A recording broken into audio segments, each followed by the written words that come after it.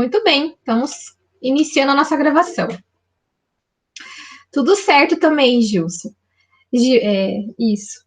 Então é o seguinte, a gente vai agora na aula de hoje, o que eu preparei para vocês? Eu separei para a gente resolver aqueles exercícios da aula da semana passada, tá? Então eu vou resolver nesse início da aula, vou relembrar um pouquinho o que a gente viu na semana passada, alguns pontos importantes. Ah, beleza, Gilson, se cair não tem problema. Aí a gravação, né, vai ficar registrado lá no Cigar e vocês podem assistir depois, tá? E aí eu vou corrigir com vocês, vou fazer os exercícios que ficaram da aula passada como tarefa, né, para vocês realizarem, né, como para treinar, não valia nota, nada, né? Tarefa mesmo. Se der tempo, tudo certinho, a gente vai começar o conteúdo, continuar falando sobre soluções eletrolíticas. Só que aí a gente vai entrar falando sobre mobilidade dos íons, né? Como que acontece a mobilidade dos íons, falar um pouquinho do número de transporte, da relação que existe, né, da velocidade em soluções onde eu tenho a viscosidade maior, falar um pouquinho das características do íon hidrônio. Então, é isso que a gente vai dar sequência. Então, nesse primeiro momento, eu vou corrigir os exercícios, né? Para ver se ficou alguma dúvida agora, tá bom? Então, olhem só. No último conteúdo, a gente falou sobre soluções eletrolíticas, né? A gente conseguiu entender que soluções que contêm eletrólitos, eles conduzem eletricidade. De que forma isso acontece, né? De que forma que isso ocorre? Por quê? Porque os eletrólitos, eles possibilitam a condução dos elétrons da corrente elétrica a partir do seu deslocamento, eles se deslocam pela solução. Quando a gente fala deslocamento de íons, cátions e ânions, tem que lembrar em consideração a corrente que está sendo aplicada, a diferença de potencial, a distância de um eletrodo até o outro. Se esse íon, né, ele vai sofrer um atraso, né, na sua mobilidade ou não, né, que seria a força de fricção, né, que a gente vai ver hoje também. Enfim, então tem vários fatores aí que estão atrelados quando a gente vai estudar sobre esse movimento dos íons na solução, né? Então, na semana passada a gente falou um pouquinho sobre o que é condutância, condutividade, como que isso é definido, né, matematicamente. A gente introduziu um conceito, quando a gente está falando de concentração molar, nós temos a condutividade molar, né? A condutividade molar é diferente se eu tenho um eletrólito forte e um eletrólito fraco. O que é um eletrólito forte? É aquele que está totalmente dissociado em solução. E eletrólito fraco é aquele que está parcialmente, né, ionizado, dissociado em solução. Então, eles têm comportamentos diferentes, mobilidades diferentes, eles conduzem a corrente elétrica de forma independente, de forma diferente. Então, isso foi o que foi trabalhado. Daí, claro, eu falei especificamente dos eletrólitos fortes, de que forma a dependência que existe entre a condutância molar, né, a condutividade molar, com a concentração, né, então a gente viu que pela lei de Kohalski, né, nós temos que a dependência, a condutividade molar, ela é proporcional à raiz quadrada da concentração do íon, né, que tem em solução. E aí eu tenho, a partir de várias combinações, né, como eu tenho íons, cátions e ânions, ele leva em consideração, para você medir a condutividade molar limite, a condutividade iônica específica daquele cátion, daquele ânion, e o número de íons, né, na fórmula unitária, como se fosse o coeficiente, né. Aí eu fiz esse exercício, né, com vocês, uma ilustração. Tem o exercício número 2, tem a resposta, o número 3, que fala, esses dois primeiros exercícios, o 2 e o 3, referente a eletrólitos fortes, que estão totalmente dissociados. Para o eletrólito fraco, a condutância e a condutividade molar é diferente, né? Porque eles estão parcialmente ionizados em solução. E eles são os que a gente conhece como ácidos e bases fracas de Brust-Lore, né? E tem uma dependência aí, a dependência entre a condutividade molar e a concentração é mais acentuada do que nos eletrólitos fracos, fortes, né? Então, a gente consegue ver essa diferença no gráfico. E aí, é possível também, se eu tenho, ele é parcialmente ionizado, eu consigo calcular a constante de dissociação a partir desse conceito, né? Considerando o grau de ionização e a concentração daquele íon em solução. E aí, a gente deduziu a equação agora, uma equação para calcular a constante de ionização para um eletrólito fraco a partir dos seus coeficientes de atividade, né? Que é um parâmetro diferente considerando o grau de ionização. E também tem uma dedução matemática para calcular a condutividade molar para eletrólitos fracos, né? Então, isso a gente ajusta numa curva. E aqui a gente consegue observar essa dependência, né? Essa diferença que existe entre o eletrólito fraco e o eletrólito fraco. Forte e o fraco. Aí tivemos mais um exercício, seria o terceiro, né? Que ficou o quarto aqui também de eletrólitos fracos, e mais seriam 5 exercícios. Então, como eu falei, né, no início, eu vou resolver esse exercício agora com vocês. Vou resolver aqui, vou parar essa projeção. Oi, Kleber, tudo bem? Tudo bem? Tudo certo. Com vocês? Tudo certo. E vou resolver aqui... Oi? Pode abrir a câmera hoje, para todo mundo se ver? Isso, ótimo! Beleza. Falei, gostei de ver a Ilhamara quando ela entrou, porque eu sempre via ela no seu celular ainda, nem via nem a letra do nome. Tá bom. E agora ela abriu até a câmera, que legal, muito bom. Mas é bom quando vocês abrem, a gente se anima mais. Então, olhem só, vou corrigir aqui com vocês. Eu coloquei no Word, eu só copiei os exercícios lá do PowerPoint e coloquei no Word, porque no Word eu tenho uma liberdade. E eu percebi que quando eu vou desenhando, escrevendo, ele não fica fazendo rastro, como eu estava fazendo das outras vezes lá no PowerPoint, na apresentação. Então, eu achei que essa ferramenta aqui é melhor, tá? Então, só acompanhe ali, ó. Esses são os exercícios que estão lá no slide, tá? Vocês podem, se vocês estiverem aí, vocês podem acompanhar. É o mesmo exercício, só extrair de lá e transpor para cá, tá bom? Ele fala o seguinte, ó, esse primeiro exercício. As condutividades molares limites do cloreto de potássio, nitrato de potássio e nitrato de prata são, respectivamente, né, em milisiemens metro ao quadrado, mol a menos 1, iguais a 14,99, 14,50 e 13,34, todas as 25 graus Celsius. Qual a condutividade molar limite do cloreto de prata nessa temperatura? E usar apenas os dados do enunciado. Então, vamos lá, o que a gente tem, né? Nós temos, então, para o cloreto de potássio, a condutividade dele, limite, né? A condutividade limite vai ser exatamente de 14,99, né? Milissegundos, não, milisiemens, né? Metro ao quadrado, mol a menos 1.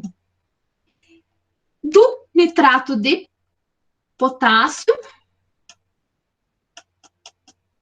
é 14,50.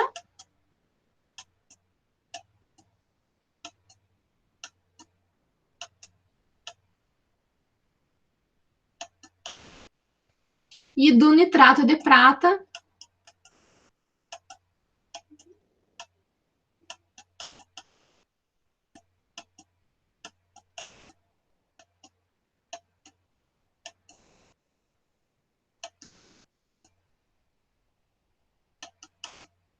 certo? Nós sabemos que como que é a fórmula da condutividade molar limite, né? Então, nós temos a fórmula da condutividade molar limite, que vai ser igual aqui, o número de componentes na fórmula unitária, né, para cátion, o lambda, né, que seria a condutividade iônica para o cátion, mais os mesmos dados, só que agora para o ânion. Então, a gente vai ter que descobrir, ele quer que a gente descubra para o cloreto de prata. Então, a gente tem aqui, todos esses valores é condutividade molar limite, né, para cada sal diferente aqui. Então, a gente vai calcular primeiro para a gente chegar no cloreto de prata, eu preciso fazer para cada um em separado. Então, vamos fazer para o cloreto de potássio. 14,99 é igual. Quantos íons, né, eu tenho nessa fórmula do potássio, que é o cátion 1? Qual que é o valor aqui da condutividade iônica, né, do potássio? Eu não sei, é X, né? Tanto que ele fala para usar só os dados do enunciado, então não sei. Qual que é o valor aqui do quantos que eu tenho na fórmula? Quantos íons ânion, né, eu tenho na fórmula? 1. Qual que é o valor da condutividade iônica do íon cloreto? Eu não sei, X. Então, vamos encontrar o valor de X. Não vou colocar todas as unidades aqui, que eu estou desenhando com o mouse. É complicado. Então, vai ser X mais X, que dá 2X.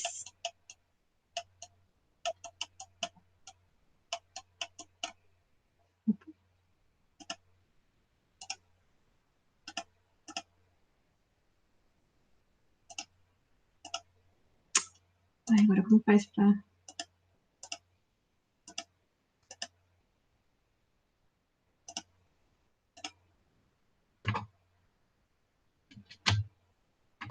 Só um pouquinho.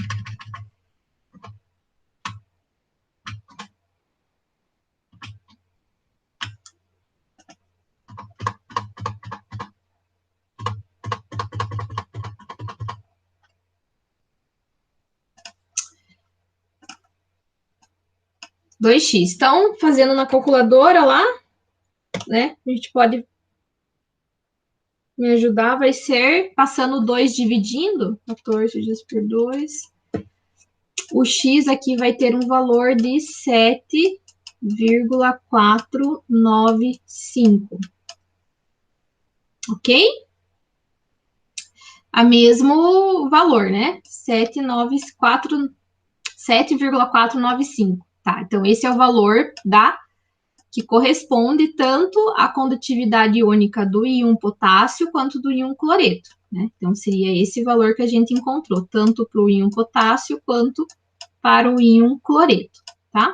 Então, é esse valor aqui que a gente encontrou. Beleza, então a gente já tem agora para o potássio. Vamos fazer o mesmo cálculo agora para o nitrato de potássio. Vamos fazer lá. Igual, agora fazer para o nitrato de potássio. Então, a fórmula, né?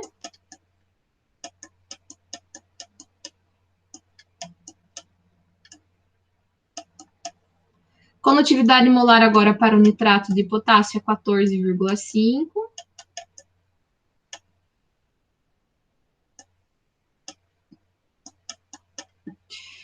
Quantos que eu tenho na fórmula do potássio aqui seria 1. Qual que é o valor do potássio? Agora eu tenho, porque eu descobri aqui. O valor do potássio é 7,495. Então, vou colocar aqui. 7,495.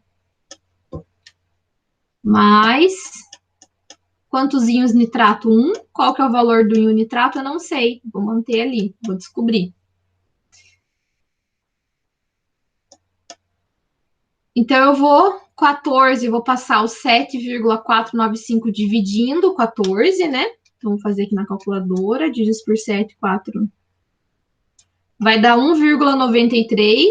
Como 1 está multiplicando, eu passo dividindo, vai ficar 1,93. Vão conferindo o cálculo aí, vão me ajudando, tá bom? Tá tudo certo?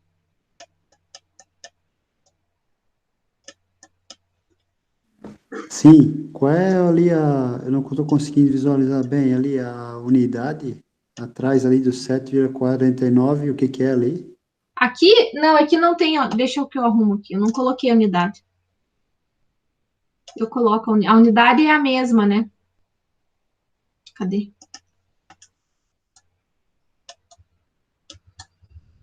Metro ao quadrado, é a mesma unidade daqui, ó. Mesma unidade, não muda, não tem como cortar. Não vou ficar escrevendo para não ficar muito cansativo. Pode falar, professora, eu não consigo ver porque senão eu vou ter que fechar a câmera. Calma aí.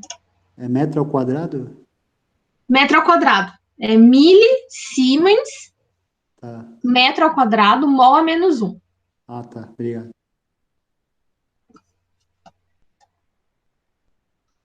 Beleza, vamos lá, continuar lá. Ali na segunda linha do KNO3 ali, no lugar do lâmina, é X ali, né? Tá procurando o valor, né? Isso, pode ser o X ou eu coloquei o lambda mesmo. Tá, tudo Tanto bem. faz. Aí agora a gente encontrou para o íon nitrato, agora eu vou para encontrar o íon prata. Vou fazer a mesma coisa para encontrar para o prata. Então, fazer a mesma coisa.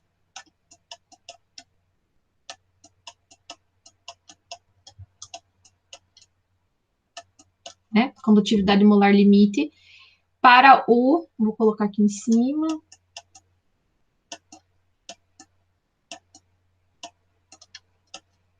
(13,34). Na equação, que na fórmula eu tenho 1 íon prata, vezes, né?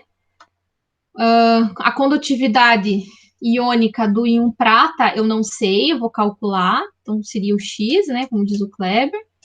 Mais a quantidade de íons que eu tenho na fórmula de nitrato é 1. E a condutividade iônica do íon nitrato, eu calculei, que é 1,9346. 9346, certo? E agora eu vou encontrar o valor de X, né? O que eu faço? 1 vezes 1,9346 dá 1,9346. Pego esse valor, passo dividindo. Então, façam lá, 13,34 divididos por 1,9346. Isso dá 6,895.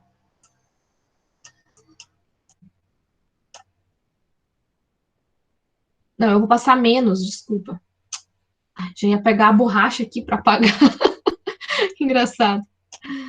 Ai, ai. Ele está somando, né? Então, ele multiplica, ele passa diminuindo, desculpa. Passa subtraindo. Me ajudem aí. Dá 11,40.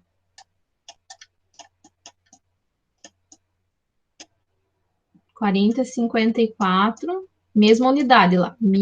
Siemens, metro ao quadrado, mol a menos 1.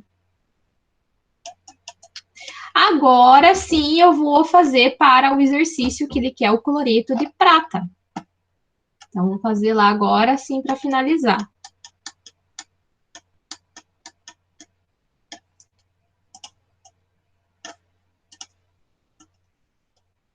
Opa, agora ficou vermelhinho. Agora sim, a resposta para o cloreto de prata. Vou calcular agora a condutividade molar limite para o cloreto de prata.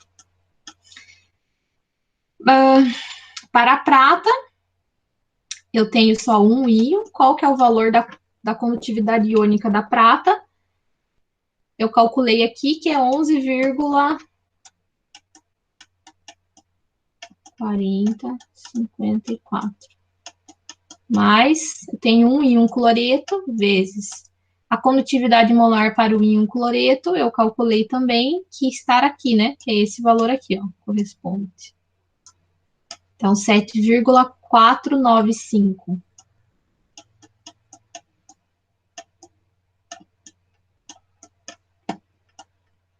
Então,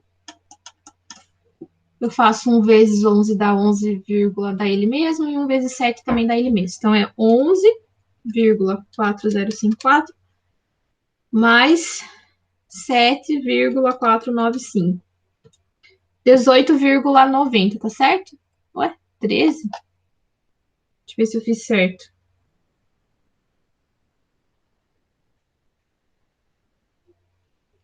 Tem alguma coisa aqui que eu me enganei. Deixa eu só conferir aqui de novo. Só se eu copiei algum resultado errado. 3,34, fiz aqui. Dá 7,95. Tá certo. Daí depois eu venho pra cá. Ah, eu passei dividindo aqui. É subtraindo também, né? Aqui, ó. Vocês também não perceberam. Eu passei 14,50. Tem que passar subtraindo. 7,495. E não dividindo. Porque ele tá somando aqui, né? Então tem que passar subtraindo, não dividindo. Então aqui dá 7,005. Agora vai alterar aqui, provavelmente. Porque agora o íon nitrato não é 1 aqui, né?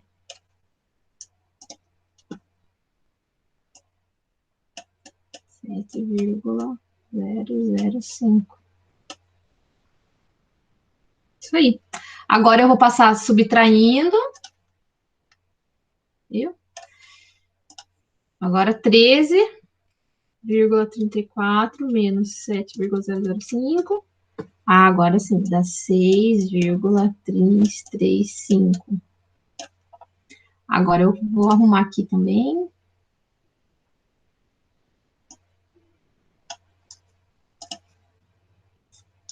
Seis vírgula três três cinco.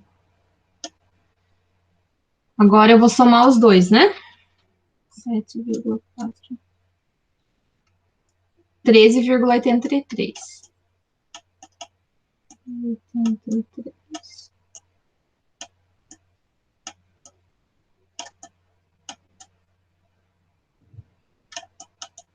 Agora sim. A resposta está correta.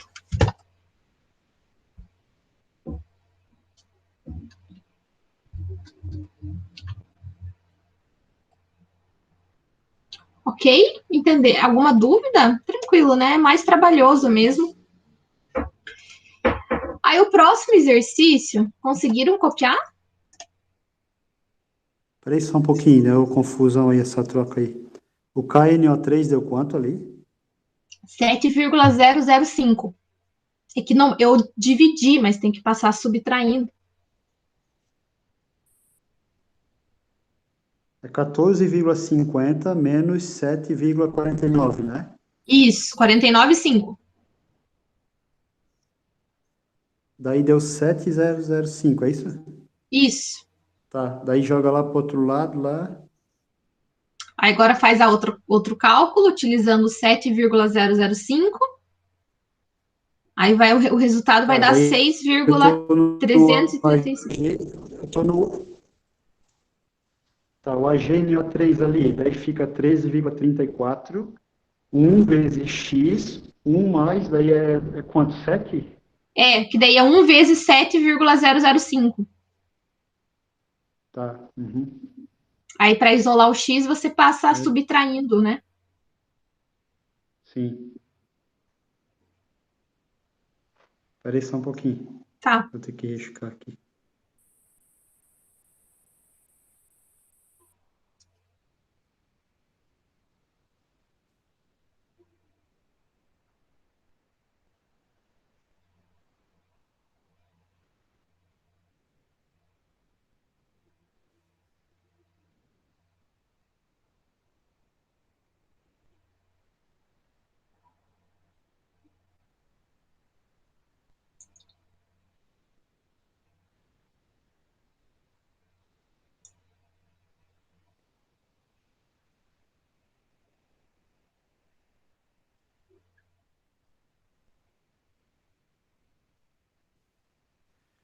Aí, no caso, o oxigênio não se leva em consideração ali, o É que a número de gente leva, oxigênio. que leva em consideração o íon. O íon nitrato é um só. Não Ah, a tá, quantidade de ok. átomos, é o íon. Uhum. Tudo bem. Uhum. Podemos ir para o próximo? Sim. Tá, o próximo exercício vou fazer o 2 aqui.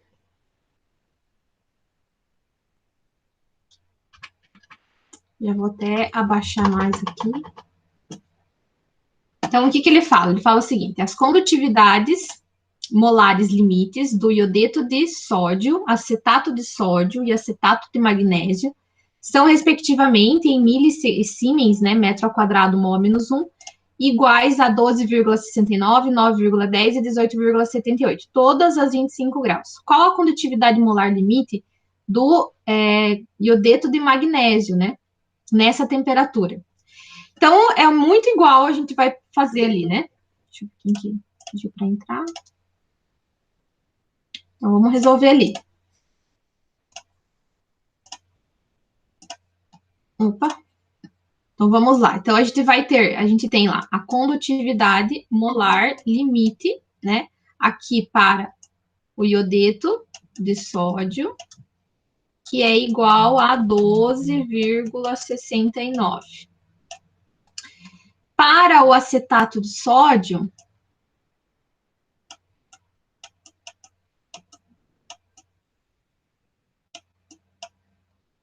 vai ser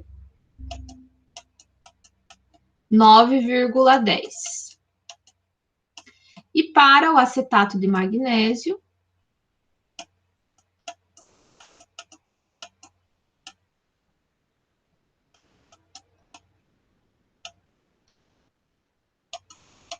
é 18,78. E a unidade disso tá ali, né?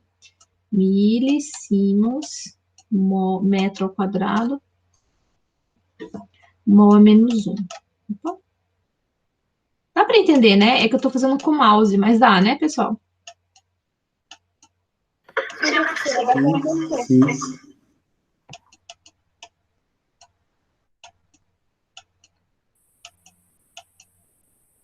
Beleza, então esses são os dados que o exercício deu. Vamos lá, vamos fazer então agora para.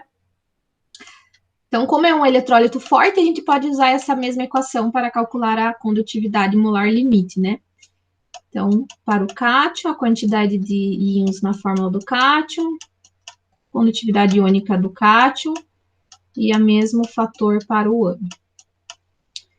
Condutividade molar limite, então, para o iodeto vai ser 12,69.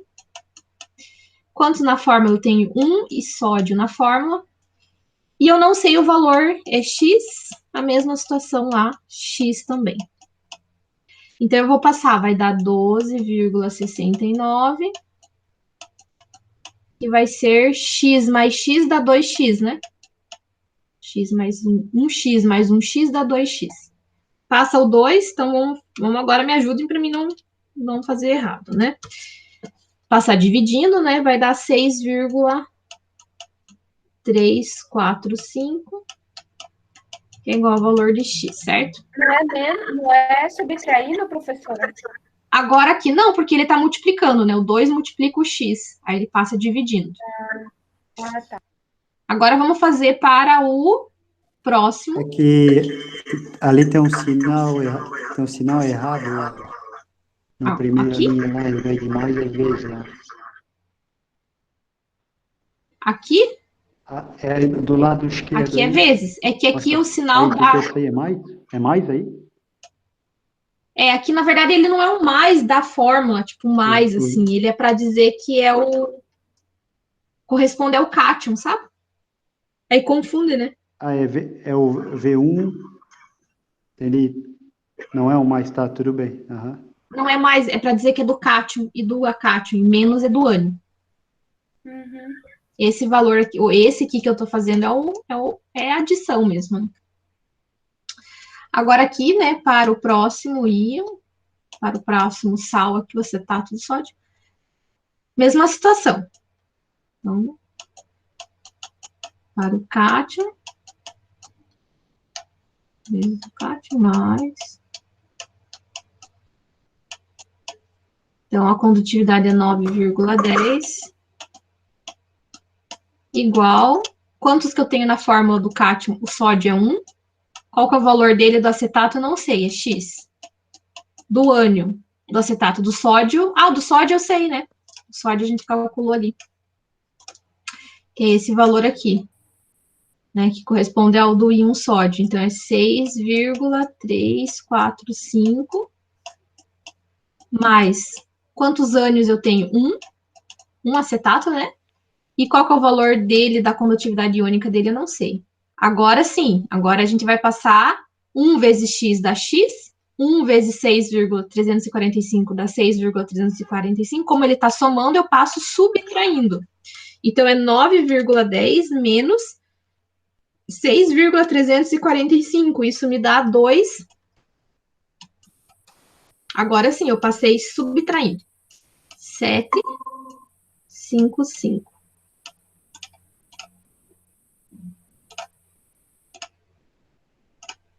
Ok? Isso é o valor do X, né? Beleza. Agora a gente vai fazer para o último não, né?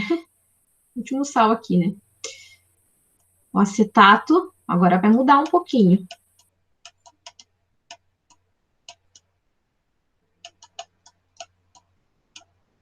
Então, aqui, né?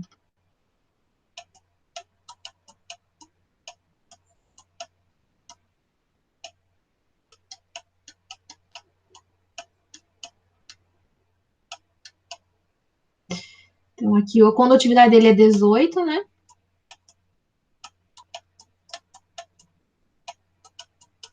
Quantos magnésio eu tenho na forma? 1.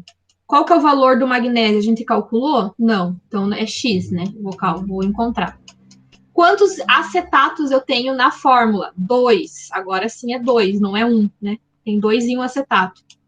Qual que é o valor da condutividade iônica dele? A gente encontrou aqui, que é 2,755. Então, agora eu vou 18,78. 1 vezes x dá x, né? Mais 2 vezes 2, vamos fazer 2 vezes 2,755, isso dá 5,51. Agora eu vou passar subtraindo, né? 18,75 menos 5,51. Então, 18,78 menos 5,51. Aqui na minha calculadora, confirme aí, dá 13,27.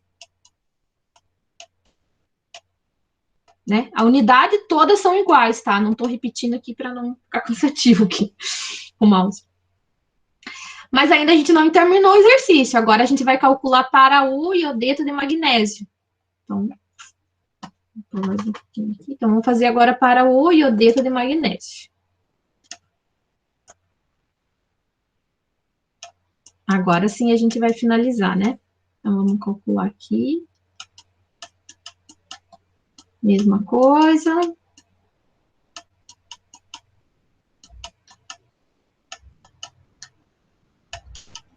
A condutividade molar agora eu quero calcular para o iodeto de magnésio. Quantos magnésio e um magnésio eu tenho na fórmula? 1. Qual que é o valor da condutividade iônica aqui? Do magnésio? A gente calculou aqui, né? 13,27. 13,27. Mais.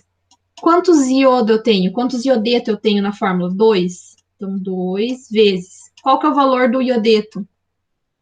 Onde que tá? Aqui. A gente calculou aqui. 6,345.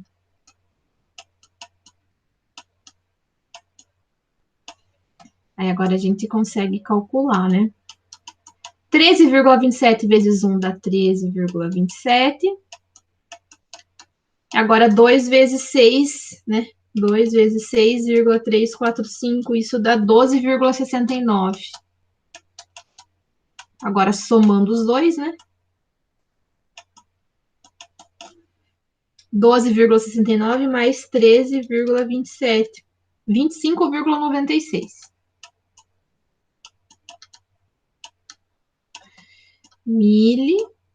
Siemens, né?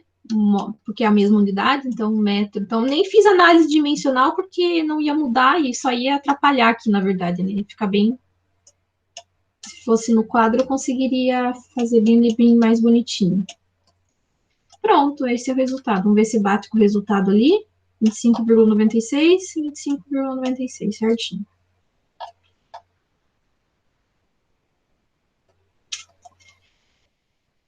Ok?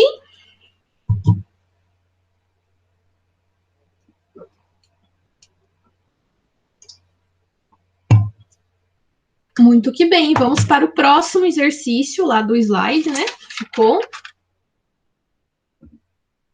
Vamos ali. Agora a gente vai entrar na condutividade.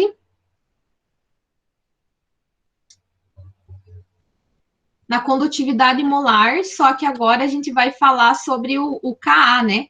Que agora a gente vai entrar nos eletrólitos fracos. Então, olhem só. A condutividade molar do acetato, do ácido acético, né? Há uma concentração de 0,010 mol por litro a 298 Kelvin é igual a 1,65 milisiemens metro ao quadrado mol a menos 1. O grau de desprotonação alfa é calculado pela equação anterior com condutividade molar limite de 39,05 milisiemens metro ao quadrado mol a menos 1. Portanto, alfa é igual a 0,0423. Calcule o valor de Ka. Então, se vocês lembram, vamos tirar o... Aqui, ó, vou só...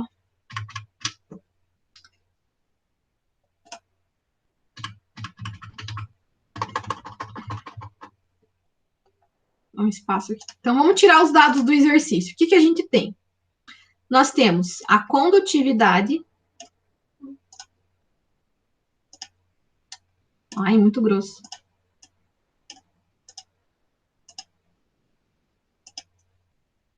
A condutividade... Tava melhor antes, né? Então, a gente tem a condutividade molar limite para o acetato, o ácido acético, que é 30, que é 39. Sempre eu tiro os dados do exercício primeiro, do ladinho, para depois resolver ele, sabe? Sempre faço isso. Mol ao quadrado, metro ao quadrado, mol a menos 1. Então, essa é a condutividade. Nós temos a concentração. A concentração, que é o C, que é igual a 0, concentração em mol por litro, né? 0,1 mol por litro. Nós temos também a condutividade molar, que é diferente da condutividade molar limite, né? Que é um... Oi? Tá aparecendo o 9 ali, o 0,010 mol por litro. Tá aparecendo? Tá aparecendo o 9. É Só o 9? 0,010, né? Mol por litro. Ah, tá, entendi. Deixa eu arrumar ali a letra, então. É que a vírgula ficou muito próxima do zero, aí ficou... Tá. É esse valor aqui, Liamara.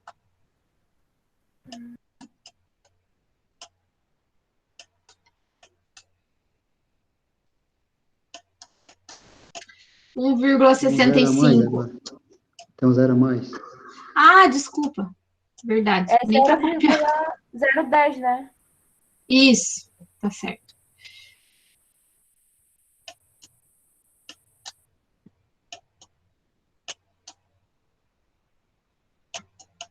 Tá, beleza. E a gente quer calcular o valor do Ka, né? Calor. Então, a gente tem o grau de ionização, que é 0,0423. E a gente quer calcular o valor do Ka. Eu não tenho o valor de Ka, ok? Muito bem.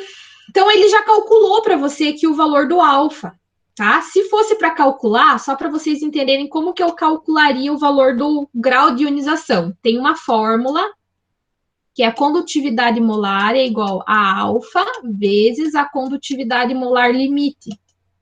Como vocês têm a condutividade molar e a condutividade molar limite, eu poderia calcular o alfa, né? Que daria 0,0423. Então, a gente nem vai calcular, porque ele já fez o cálculo. Poderia nem ter feito, né? Poderia já direto ter perguntado o valor do grau de ionização e também o valor da constante de dissociação, né? Porque a gente tem essa equação. Não vamos precisar usá-la, né? Porque ele já deu o valor de alfa. Vamos direto para o valor agora para a equação do Ka. O valor de Ka vai ser igual, lembra lá, alfa ao quadrado vezes a concentração, dividido, está no meu material lá, 1 menos alfa. Então, o valor de Ka eu não sei. Qual que é o valor do grau de ionização? 0,0423 ao quadrado, vezes, qual que é o valor da concentração? 0,01. Divididos, 1 menos, qual que é o valor do alfa? 0,0423. Então, eu posso, né? Primeiro, eu vou tirar o quadrado, né? 0,0423 elevar ao quadrado. Isso vai me dar o valor de 1,78. 78,9 que dá... Ah, vou deixar 78, tá? Vezes 10 a menos 3. Vezes 0,010. Aí, 1 menos 0,0423 dá 0,9577.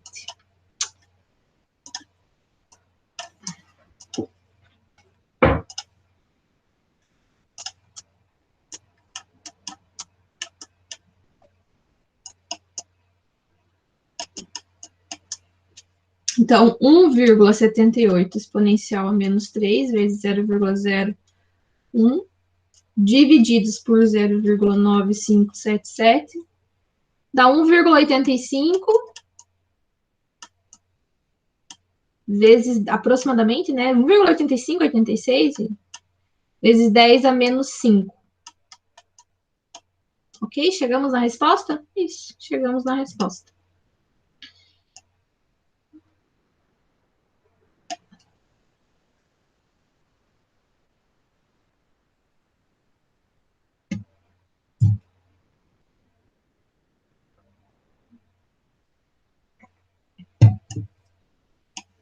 Essa não tem unidade daí, professora? Não, o Ka não tem. Ka sempre é sem unidade, né? As constantes sempre são sem unidades. Associação ácida, base.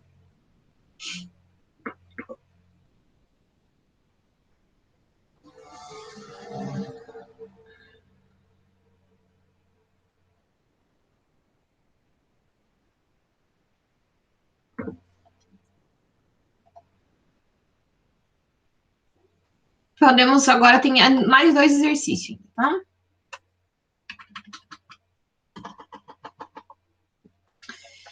A condutividade molar, né,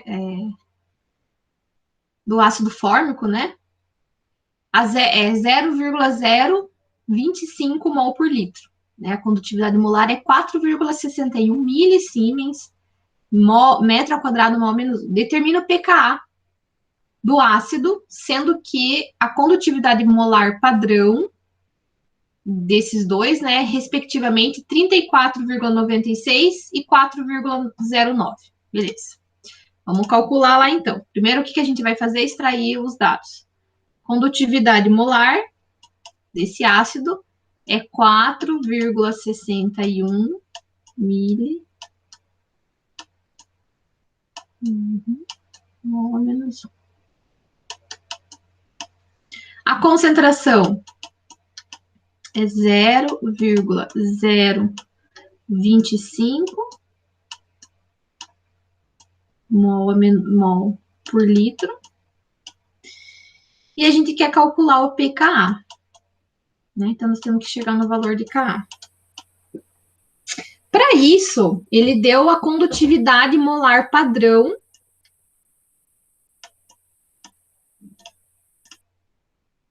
Ele deu a condutividade molar padrão. Tá tudo, estão conseguindo ver aí? Então, né? Sim.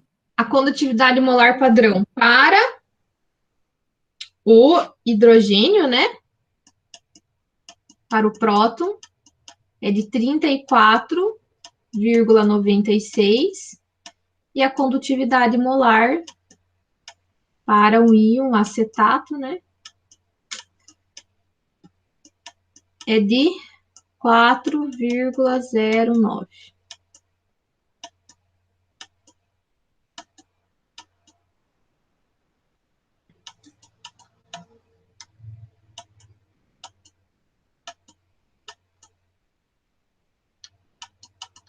Muito bem. Vocês conseguiram resolver esse ou não?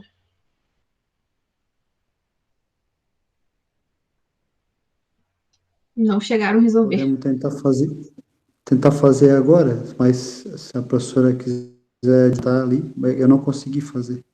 Tá. Eu vou dar a equação, então, para vocês fazerem, tá? Então, a gente vai usar primeiro para calcular o alfa. A gente tem que calcular agora o alfa, né? Que é o grau de ionização, para depois encontrar o valor de K. Da mesma forma aqui. Aqui, como ele já deu o valor do grau de ionização, já está pronto, né? Que não precisou fazer. A gente já pulou uma etapa, foi direto no valor de Ka. Depois que obtém o Ka, a gente tem que ter o pKa, né? Primeiro tem que ter a constante de dissociação ácida. Nesse caso, ele não deu o valor do alfa. Ele não deu. Eu tenho que calcular primeiro o valor de alfa, que é o grau de ionização, depois o valor da constante de ionização ácida, que é o Ka, e por último o pKa. São três incógnitas que a gente tem que encontrar para chegar no pK, que é o que ele quer realmente. Então, a fórmula é condutividade molar igual o grau de ionização vezes a condutividade molar limite. Como eu tenho para os dois, não para a molécula inteira, lembrando, né, que o alfa, que a condutividade também pode ser a alfa, como está no meu material lá, né, vezes, né, o número de íons que eu tenho na fórmula para o cátion, a condutividade iônica do cátion, mais o coeficiente, né, a quantidade que eu tenho na fórmula do ânion, vezes a condutividade iônica do ânion. Então, a equação, né, só para resumir, ficaria: a condutividade molar vai ser igual a alfa vezes o número de íons, né, só vou passar para cá. Agora fica fácil. Deduzindo, né? Primeiro, extrai todos os dados do exercício, depois eu vou selecionar qual a equação, né? Que é adequada para fazer o cálculo. E aí, agora, eu vou utilizar, né, essa equação. No caso, querem tentar fazer? Pode ser?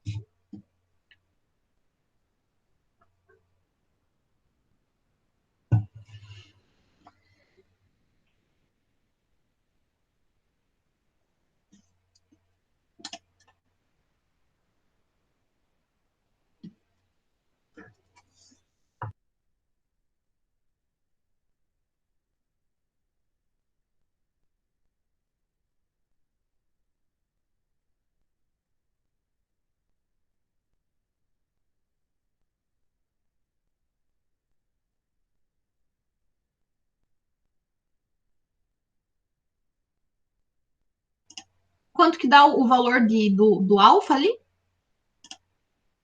É 0,18, é isso? 0,1180. Isso é Isso. 0,18, não Deixa eu é? fazer. Deixa eu fazer aqui de novo, então. É, 0,1180, eu só não botei um quarto zero ali. Eu botei 0,18. É 0,1180, isso aí. Opa. 0,1180. 0,118, isso aí. E agora o valor de K? Usa a mesma fórmula lá, né? Alfa ao quadrado.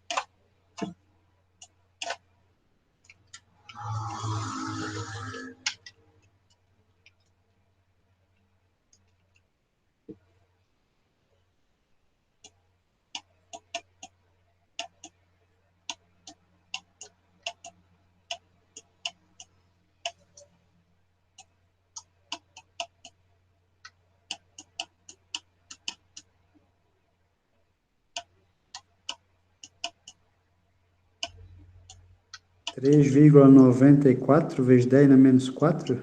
Isso. Uhum.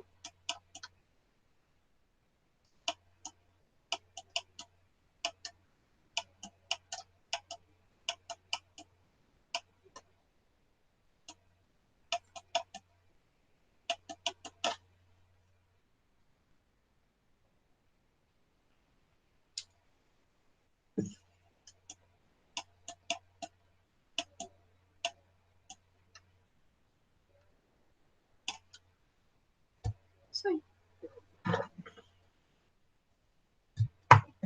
Agora é o pKa, tem que calcular?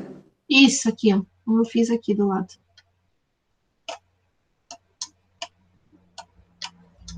O pK.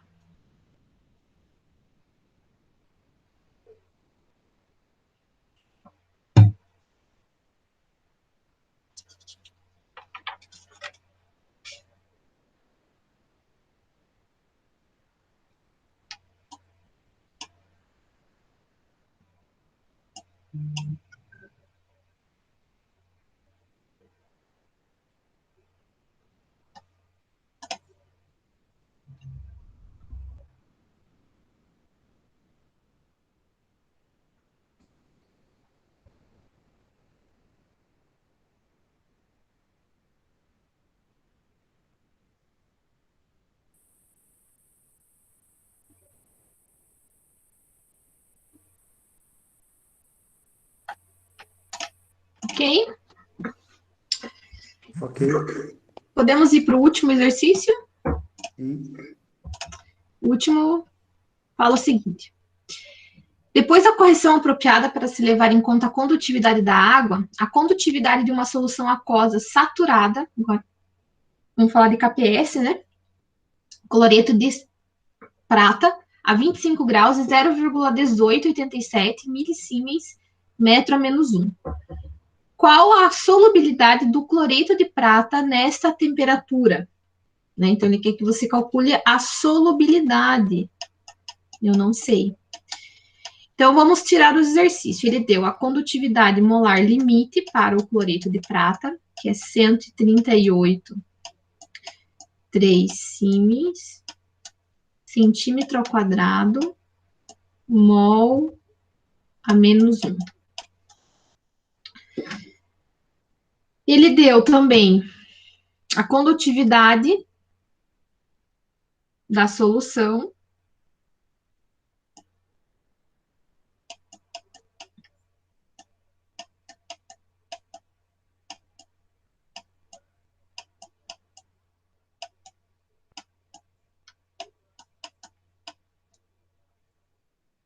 Ah, não, a condutividade é o valor de K, desculpa. Não é condutividade molar padrão, é só a condutividade, né? Que é aquele Kzinho lá que a gente tem. Ok, então a gente tem que calcular agora a solubilidade. Como que a gente vai calcular, né? Então, primeiro a gente tem a equação lá. Uma outra equação. Condutividade molar limite é igual a condutividade divididos pela solubilidade. A condutividade molar padrão é 138, perdão. O problema tem aqui uma questão. Aqui ele está centímetro ao quadrado e aqui metro.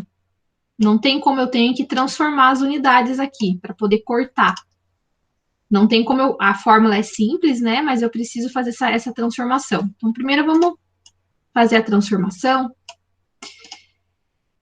1 centímetro, ou a gente transforma isso para centímetro ou centímetro ao quadrado para metro. Né? Então, qual que a gente prefere? Vamos transformar isso aqui para metro. Tanto faz. Também dá para transformar isso aqui para centímetro, né? 1 centímetro,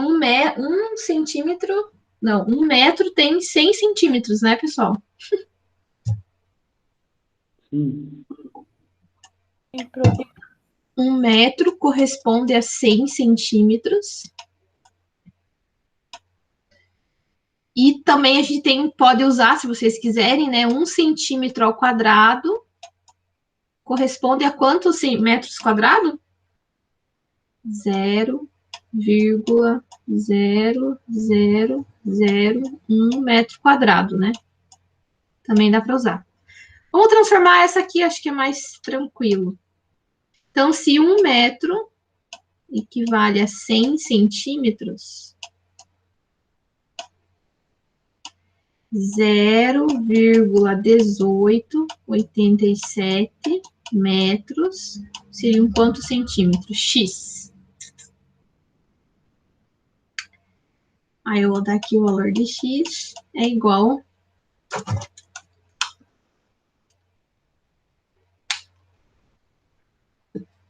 18,37 centímetros.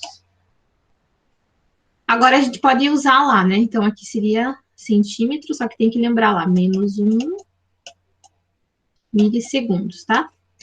Então, a quantidade molar limite é igual a condutividade divididos pela solubilidade, que é a concentração nesse caso. Então, a gente pode usar agora o 138,3 centímetro ao quadrado, mol a menos 1, igual 18.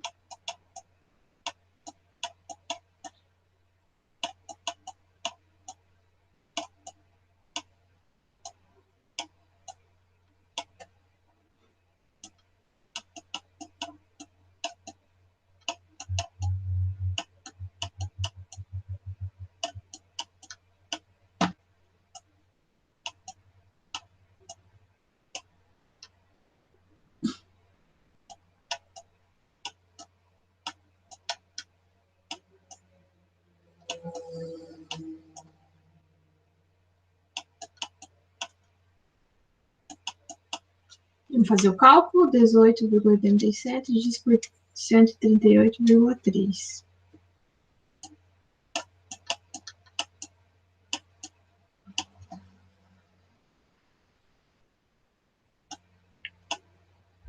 E agora, vamos fazer a análise aqui, né?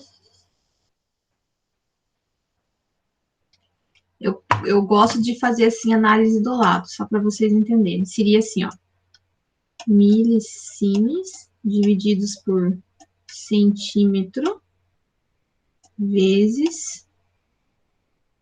Aí eu copiaria, você poderia fazer divididos, centímetro ao quadrado, divididos por mol. Vou fazer mais para baixo aqui para não sobrepor. Análise aqui, tá?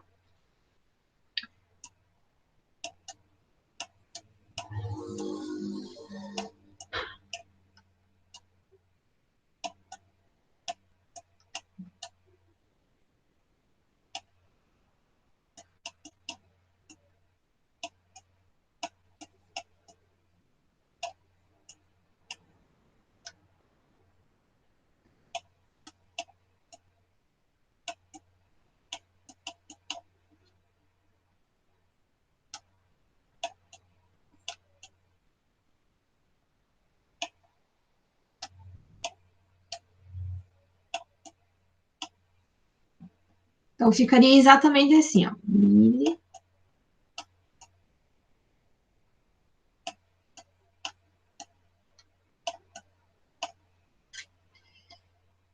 Ó.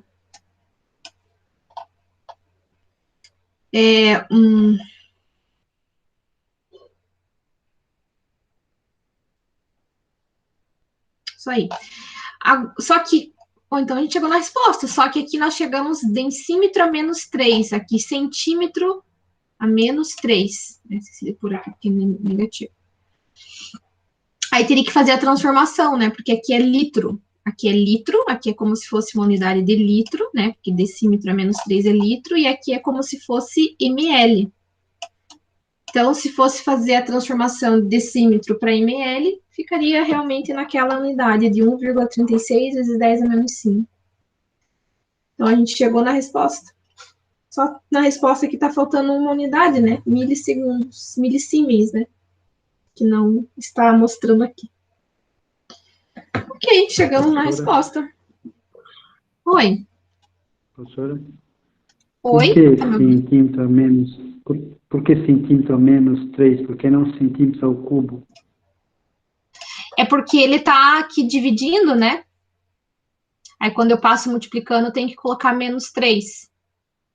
Então, aqui a análise dimensional que a gente fez, ou eu coloco a barra de divisão, ou eu coloco menos 3. Ah, entendi. Um ou outro.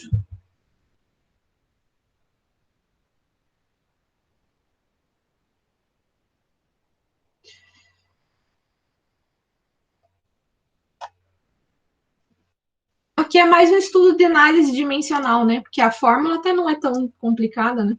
Não é tão difícil. Ok? Ok. Muito bem. Vou salvar, eu posso até colocar lá para aqueles. Aqui estava mais grossa a tinta, ó. Lá estava mais fininha. Então tá bom. Então, esses foram os exercícios da semana passada que ficaram no material como tarefa, né? Que era para vocês resolverem em casa. Vou parar aqui a projeção.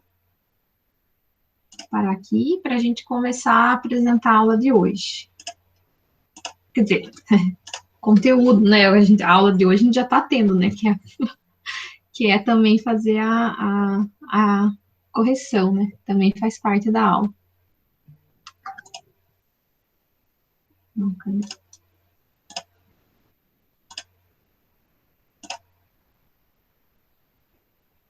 Ué. Só um minutinho. Vou projetar aqui.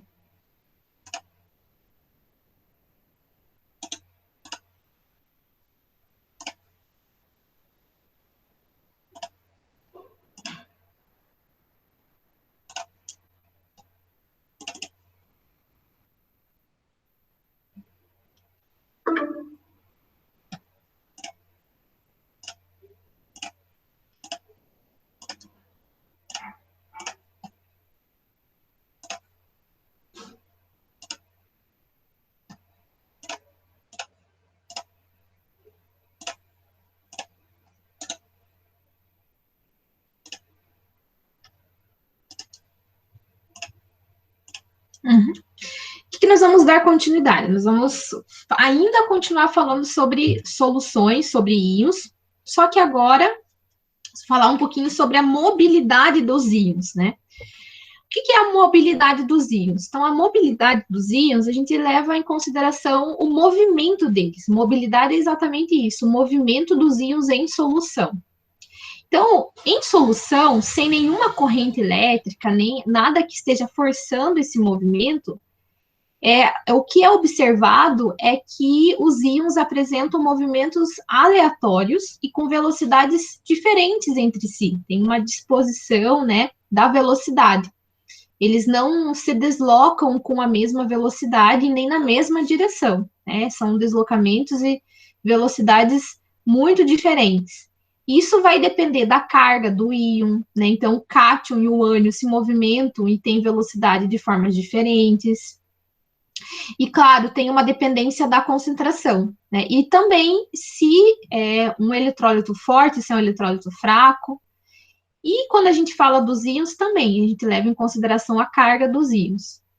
Enfim, são uma série de fatores que mostram, né, e explicam por que eles apresentam diferentes deslocamentos e velocidade em solução. No entanto, quando ocorre a aplicação de uma corrente elétrica, de um campo elétrico, uma diferença de potencial, isso vai fazer com que vai induzir os íons a ter uma velocidade média e também o deslocamento vai ser forçado, né? É como se estivesse direcionando o movimento e o deslocamento desses íons. Então é isso que a gente vai ver hoje, de que forma a corrente aplicada à diferença de potencial em solução, ela interfere na movimentação e na mobilidade dos íons, né? Então você tem uma diferença quando você aplica essa corrente. Então, nós vamos ter 3 itens para falar sobre essa mobilidade. Primeiro, velocidade de migração. Como que a gente calcula a velocidade de migração de um íon? Segundo, mobilidade e condutividade. Qual a relação que existe entre isso? Mobilidade é algo teórico que a gente calcula e condutividade é algo real, é algo empírico, experimental, né? E qual vai ser a relação? E o terceiro item é trabalhar sobre os números de transporte, que é a fração da corrente que cada íon carrega consigo. Quando a gente passa uma diferença de potencial, nós passamos também uma corrente elétrica. E essa corrente elétrica, cada íon em solução tem uma contribuição para levar essa corrente, levar os elétrons para passagem da corrente elétrica, né? Então, essa corrente, a tensão que passa por essa solução, cada íon tem uma contribuição, que a gente vai chamar de números de transporte. Então, são 3 sessões separadas. Na aula de hoje, agora, né, provavelmente eu não conseguirei trabalhar os 3 itens, vai ficar para a semana que vem a gente finalizar. Né? Então, a gente vai começar hoje falando sobre a velocidade de migração, como que acontece essa velocidade. Como que a gente calcula a velocidade? Então, é puramente físico isso, né? Então, a velocidade, a gente tem que imaginar o seguinte: imagine que eu tenho 2 eletrodos, eu tenho uma solução, e eu mergulhei nele 2 eletrodos, um em cada lado, um em cada extremidade. Eles não estão próximos, estão distantes. Eu tenho uma distância entre esses eletrodos, que é o L, e eu vou aplicar uma certa diferença de potencial, que é uma corrente elétrica. O campo elétrico que eu estou aplicando vai depender da diferença de potencial e da distância. O campo elétrico é inversamente proporcional à distância entre os eletrodos, por isso que ele fica no denominador. Enquanto que a diferença de potencial é diretamente proporcional ao campo elétrico, né? A quantidade de carga que eu aplico é igual ao campo elétrico que eu estou aplicando ali. Vamos um pouquinho mais para frente deduzir isso. Cada íon, cátion e ânion, tem uma carga. Carga do íon, 2+, 3+, 5+. Carga do cátion, né? Carga do ânion, -1, -2, enfim, tem uma carga. Se eu estou falando de passagem de corrente elétrica, tem que lembrar da carga do elétron, né? A carga do elétron é 1,9 vezes 10 a menos 19 coulomb por mol a menos 1. A carga que foi definida lá por Thomson, né? Por Millikan, né? A carga do elétron. Então, eu levo em consideração a carga do íon, a carga do elétron, e isso vai sofrer uma força quando você aplica esse potencial, essa diferença de potencial. E aí, essa força, como que a gente calcula essa força? A força é diretamente proporcional à carga do íon, à carga do elétron e ao campo elétrico que eu estou aplicando. Como o campo elétrico é proporcional, né, a essa equação que a gente viu, no caso, né, nós já deduzimos aqui no material que o campo elétrico essa equação, eu substituo na equação da força para poder calcular melhor a força que aquele íon vai sofrer. Nós temos dois tipos de força, não esquecem, o cátion vai ser acelerado para o polo negativo e o ânion vai ser acelerado para o polo positivo, certo? Então, gente, quando a gente fala assim de íon, eu estou falando não só de, por exemplo, sódio, potássio, aqueles íons pequenininhos. Eu posso falar de uma proteína porque ela é carregada positivamente ou carregada negativamente, que é uma molécula muito grande. Eu posso falar, inclusive, de um colóide que nós vimos que colóides em solução, né, o soluto, né, a solução, a dispersão coloidal, você tem uma partícula carregada em solução, naquela dispersante, né?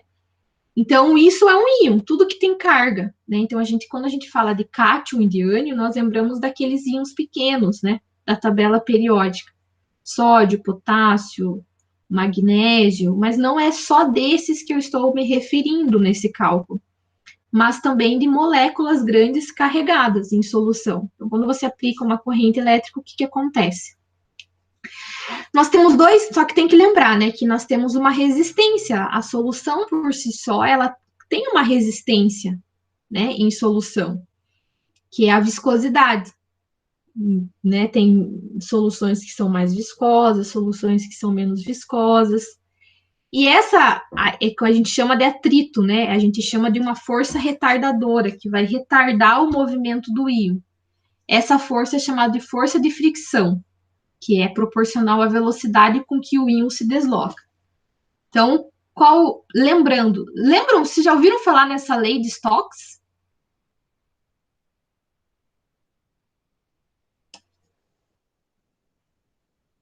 Já ouviram falar ou não?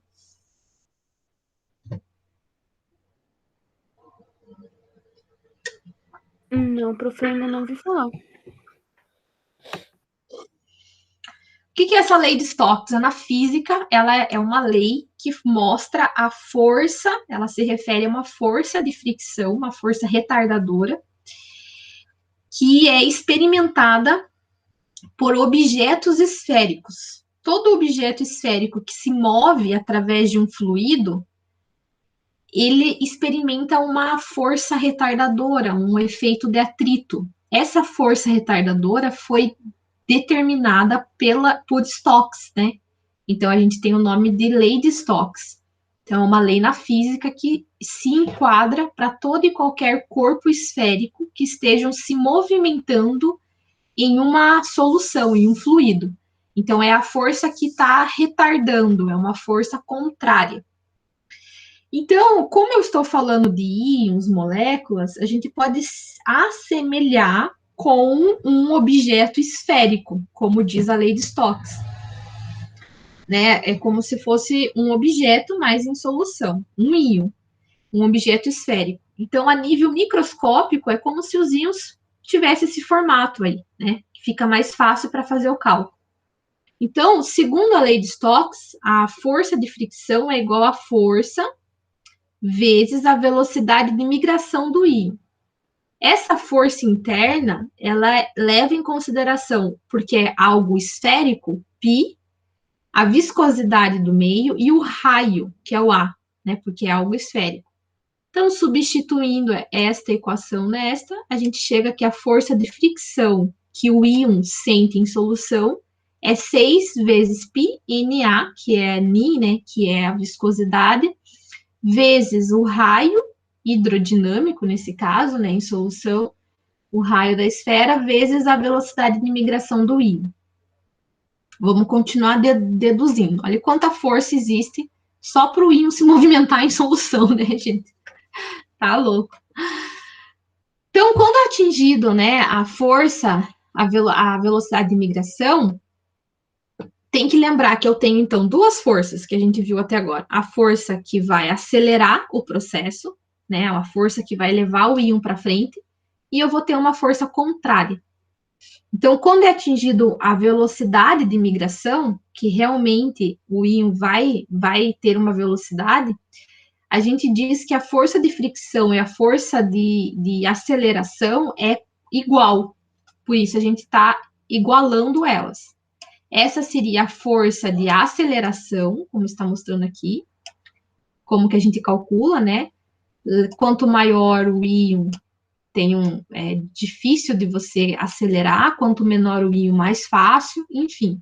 Leva em consideração a carga do elétron e o campo elétrico. Tudo isso facilita a movimentação para frente, acelerar o íon.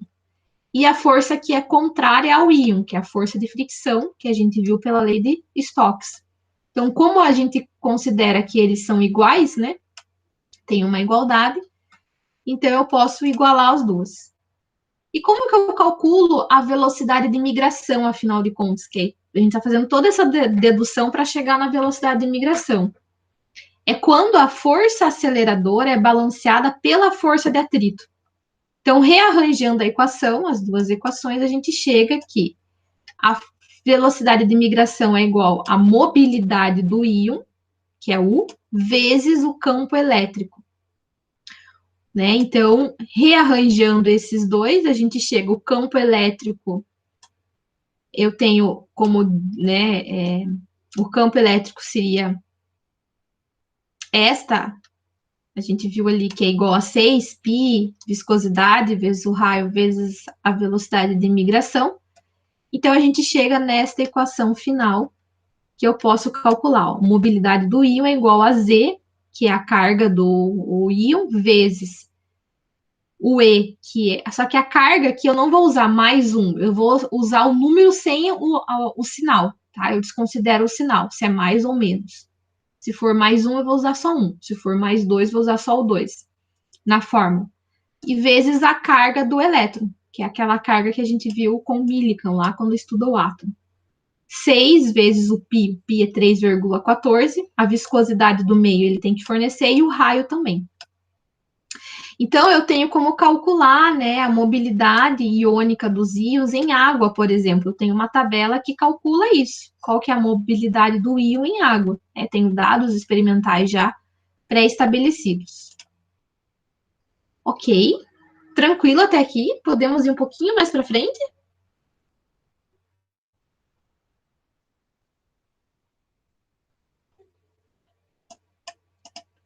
Quem que está aqui na sala? Deixa eu ver. Yamara, Ana Melissa. Vamos um pouquinho mais para frente, só? Até chegar no exercício, pode ser? Pode ser, professor. Então, tá bom. Então, a gente percebe o seguinte, se for pensar o seguinte, né, que a condutividade do íon, o que é a condutividade? É a capacidade daquele eletrólito conduzir a corrente elétrica. Quanto maior a condutividade, mais corrente elétrica vai ser passada pelaquela solução, né? Então, essa é a capacidade do íon. Se diminui a condutividade é porque aquele eletrólito, aquele íon tem uma dificuldade, é mais difícil dele conduzir a corrente elétrica, né? E a gente percebe que para íons muito volumosos, né, a gente consegue perceber que quando o íon é muito grande, a condutividade diminui, né? Seria meio lógico, né? Tem mais dificuldade, aumenta a resistência com a própria solução. E o outro fator também é que se eu aumento a viscosidade, eu vou diminuir também a condutividade.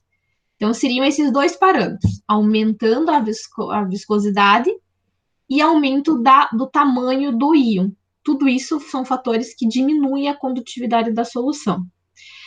No entanto, existe um paradoxo aí, que é o seguinte: quando a gente. Isso é uma conclusão muito bem perfeita, uma conclusão perfeita, quando a gente considera íons muito grandes, muito volumosos. Por exemplo, o íon acetato, né, íon nitrato, íons que são grandes, volumosos. E essa dedução se enquadra perfeitamente para esse tipo de íon. Quando eu estou me referindo, por exemplo, a metais alcalinos terrosos, que é um íon pequeno, lítio, sódio, potássio, essa afirmação não é válida, é um paradoxo aí. Por quê? Porque nesse tipo a gente consegue perceber que quanto menor o íon, mais difícil é a condutividade. Então, por isso que é controverso ao que eu falei, né? Quanto menor o íon, mais difícil é dele conduzir a eletricidade. E por que isso acontece? Olha que interessante. Gente, é muito legal. Olha só. Acho que só eu acho legal. Porque é o seguinte, a gente tem um que a gente chama de raio hidrodinâmico, que é o raio, porque o íon, quando ele está em solução, ele vai normalmente fazer uma ligação de hidrogênio com a água, porque ele é polar, íon polar, pequenininho. A água, se eu estiver considerando o solvente como água, você vai ter uma hidratação. Então, quanto menor for esse íon, maior é a hidratação dele e mais difícil é para ele conduzir a eletricidade. Né? Então, é isso que explica o motivo pelo qual íons pequenos não conduzem bem a eletricidade, porque tem maior interação com o solvente, ele consegue ser mais hidratado com as águas. Agora, quando a gente considera o próton, lembram quando vocês já viram em inorgânica, com certeza viram em analítica, química geral, citando que o próton tem o salto do próton em solução, formando o íon hidrônio, H3O+. Na verdade, aquele salto, não é tão verdadeiro assim. Existe, mas não da forma como realmente é, como a gente imagina. O próton saindo de uma molécula e saltando para outra. Não é. Vamos entender um pouquinho como que é esse mecanismo, que é o mecanismo que foi determinado por métodos experimentais, por técnicas de ressonância magnética nuclear. O que eles fizeram para determinar como que ocorre essa movimentação do próton em solução? Quando eles fizeram essa ressonância com o oxigênio 17, eles perceberam que o próton ele sai de uma molécula de água e vai para outra numa velocidade de 1,5 picosegundos. E essa velocidade é a mesma velocidade que a molécula de água consegue ocorrer uma reorientação na molécula, exatamente ao mesmo tempo. E o que eles deduziram então, né? Eles deduziram que o que acontece? Três mecanismos, para poder explicar o que, passo a passo, essa movimentação do próton. Por que ele se movimenta tão rapidamente, apesar de ele ser um íon pequeno, né? Por quê? Porque a água, o íon hidrônio, H3O+, ele interage com mais 3 moléculas. Então, ele fica com uma fórmula de H9O4. É como se o íon H3O+, interagisse com mais 3 moléculas de água. Né? Então, formariam 9 hidrogênios e 4 oxigênios, né? Que é o que está representando aqui nesta primeira imagem. Aqui é o íon hidrônio, com carga positiva, e as 3 moléculas de água interagindo, 1, 2, 3, formando um cluster. Rapidamente, essa ligação aqui que está mostrando aqui na seta é uma ligação fraca. porque ela está mais longe, mais distante. E uma dessas ligações vai romper exatamente nessa velocidade de 1,5 picosegundos, para ocorrer um ajuste no comprimento do ângulo. E aí, nessa segunda etapa, né, quando você tem antes de ocorrer realmente o rompimento, durante esse rompimento, o próton que está aqui, ele passa para outra molécula. Então, ele rompe, mas o próton sai de uma molécula de água e vai para outra molécula de água nesse mesmo momento de 1,5 picosegundos. E aí, no final, eu tenho o próton já em outra molécula de água. Então, é um modelo mais aceito, mais compatível com os dados experimentais. E não um modelo como a gente observa, esse modelo de Groots, né? Que é como se o próton saísse, não, ele se liga momentaneamente, ocorre uma ruptura e o próton passa. Então, por isso que o próton, por conta desse íon hidrodinâmico, ele consegue ter uma movimentação maior em solução do que comparado com os outros íons. Legal, né? Outra característica importante, já estamos terminando, tá? Outra característica importante desse estudo é com as proteínas. A proteína, ela é um íon, porque ela é carregada, ela tem carga. Ou ela tem carga positiva líquida total, ou ela tem carga negativa líquida total. Vai depender da característica daquela proteína, dessa molécula, certo? Como que a gente viu, como que ela adquire carga? Aí vocês têm que lembrar da estrutura das proteínas. As proteínas são formadas por aminoácidos, daí as características dos aminoácidos que conseguem fornecer a carga líquida total daquela proteína. Então, tem proteína carregada negativamente e proteína carregada positivamente. Aqui eu tenho um gráfico que mostra a velocidade de migração de uma proteína em solução em relação ao pH.